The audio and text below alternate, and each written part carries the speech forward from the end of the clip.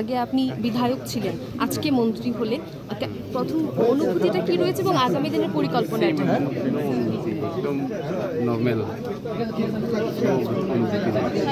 পরিকল্পনা কি রয়েছে আগামী দিনে? জনগণের জন্য কাজ করা এবং আমাদের যারা গ্রামে রয়েছেন তাদের জন্য কাজ করার জন্য আমরা প্ল্যান করেছি এবং মনের মধ্যে আছে যারা খেটে খাওয়া মানুষ তাদের জন্য কাজ করা।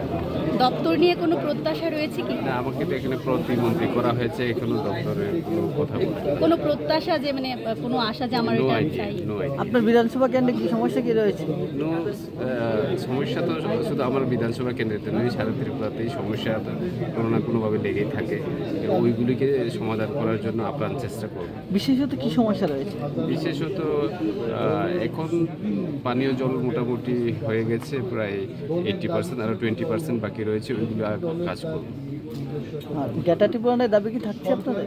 গ্রেটার ত্রিপুরা আমাদের এটা পলিটিক্যাল দাবি, সেটা যতদিন পর্যন্ত পূরণ না হয় এটা থাকবেই।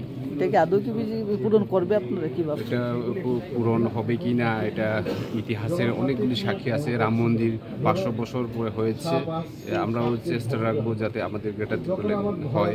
এটা কোনো জাতি এবং ধর্মের বিরুদ্ধে নয়, এটা আমরা বরাবর বলে থাকি।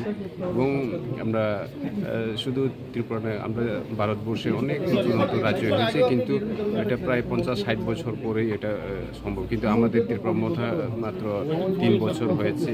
ত্রিপুরা রাজ্যে 3 বছরে কি করবে, যতটুকু করে যেটা মহারাজ আছে বলেই আমরা করতে পেরেছি।